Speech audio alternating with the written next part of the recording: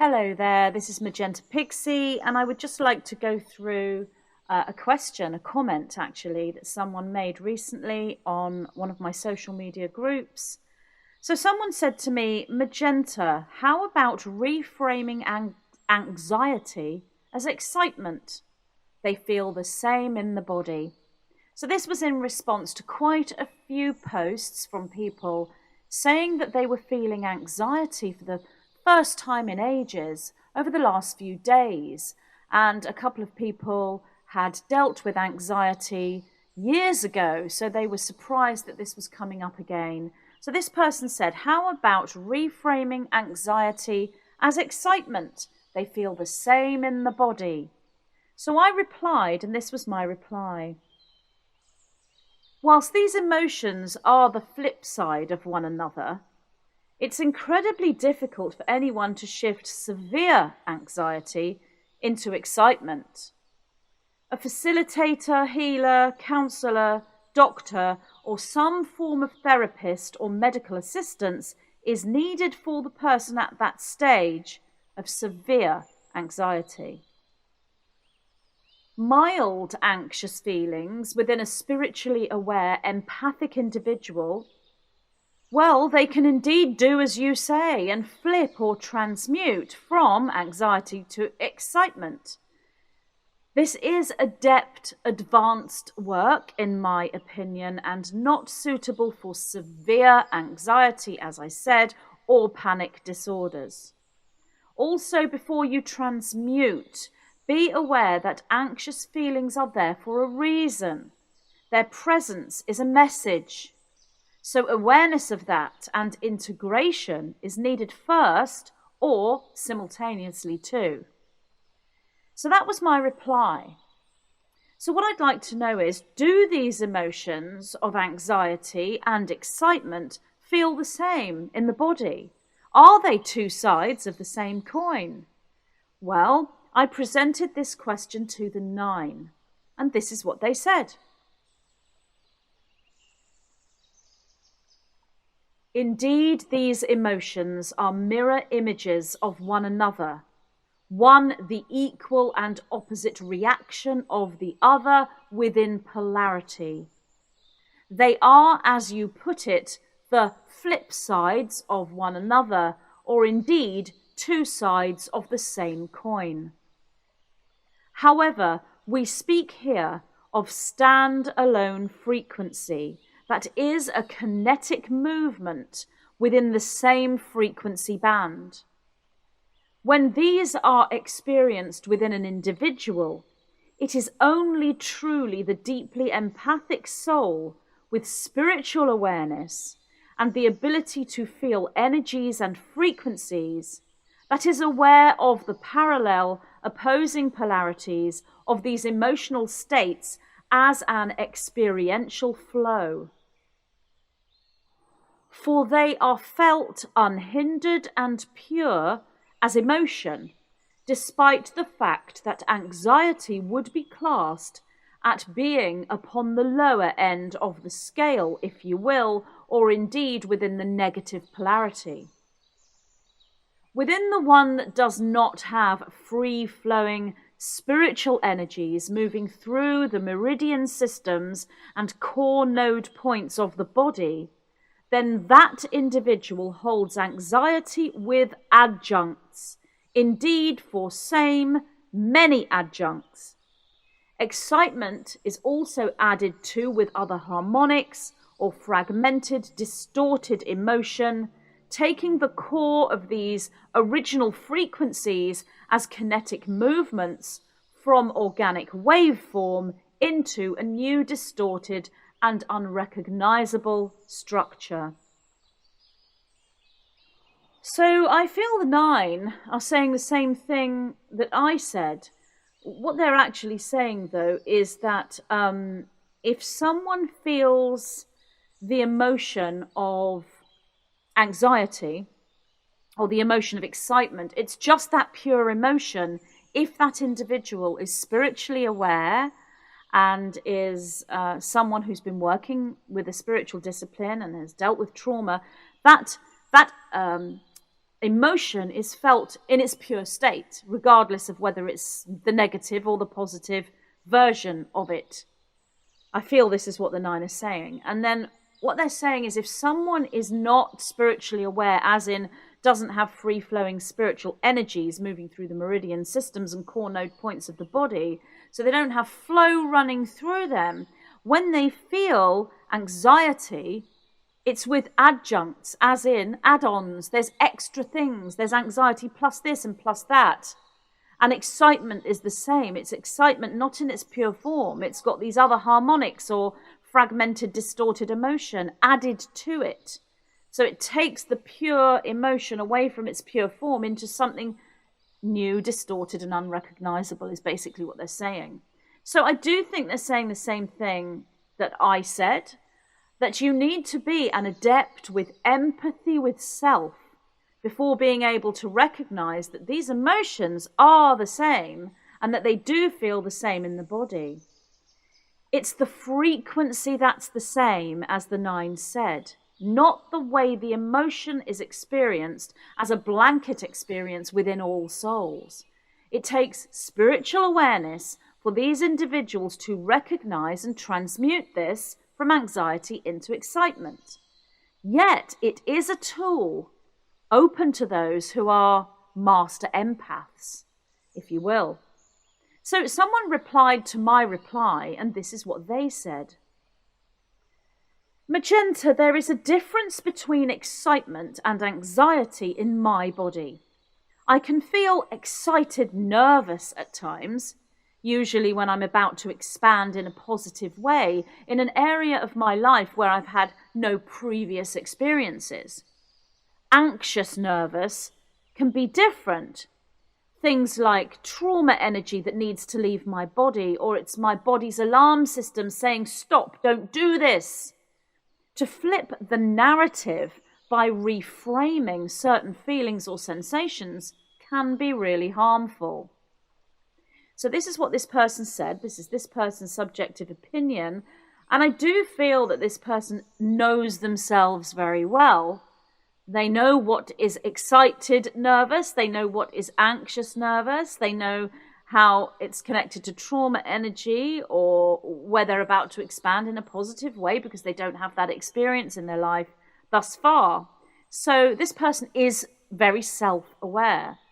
And they ended their comment by saying to flip the narrative by reframing certain feelings, sensations, can be really harmful. So I put this to the 9 because I wondered, well, is that right? You know, can it be harmful if we're reframing sensations? And this is what the 9 said.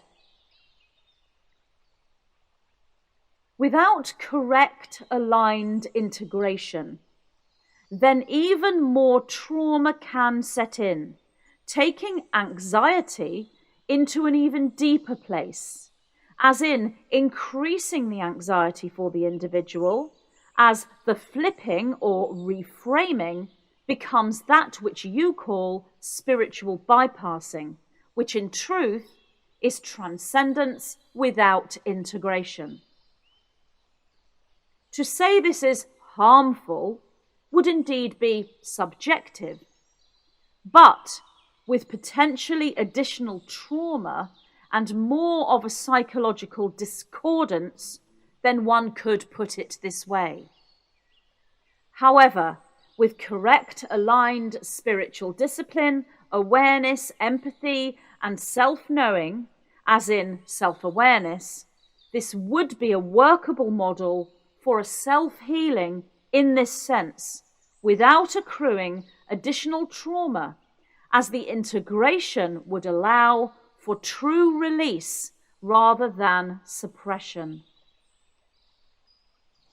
So after looking at my reply, my opinion, and then the reply, the comment from the 9, I would say that this person who made the original post, how about reframing anxiety as excitement, they feel the same in the body, is actually correct and is a good, workable tool for a spiritually aware person who's already done much work with integration, self-awareness, and spiritual discipline. So it is a workable model to actually take that anxiety and flip it within to excitement. If one is already self-aware and spiritually adept, as it is an advanced tool. However, this could be damaging. I wouldn't necessarily say dangerous necessarily, but as the 9 said, you could put it that way, and you could look at it that way, because additional trauma and more of a psychological discordance could come in to that person because they're transcending the anxiety. They're not integrating the anxiety. So when they transcend the anxiety, it's becoming suppressed. So it's still there, and because it's suppressed, it can grow and become worse. Whereas with the correct aligned spiritual discipline, the awareness and the empathy and the self-knowing, self-awareness, integration takes place, and that allows for release of the anxiety. So it's a workable model for some people, a really good tool, but it's an advanced tool, so that the original person who posted about this is correct, but with caveats. It's not something for everyone. And if there is still more trauma to be integrated, or if you don't have any spiritual awareness, or you haven't moved forward to the point of being an adept with your empathy and your emotions and your ability to sense frequency and how that relates to emotion, so you would need to be galactically, or you would need to be etherically sensitive to antimatter frequency, etheric frequency, and not just physical frequency. If you're there, this is a really good tool. But if you are not there, potentially it's not a good tool. So I just want to say thank you to the 9 and to the individuals who presented the comments for this topic, the person who presented this in the first place as a potentially helpful tool for someone, and the person who replied giving the other perspective, and that this could potentially be something that could be damaging for an individual if they're not at that stage. So this topic presents a bigger picture here for me personally, and that's namely that the individuals who have spiritual awareness and who have the foundation of spiritual discipline behind them, then they are the ones who find ways to heal and to go forward in all walks of life that are not necessarily available to others at that time because they haven't worked with that spiritual discipline. This just shows once again the essential importance of spiritual awakening, especially now in these current times in 2023. I am Magenta Pixie, and thank you for listening.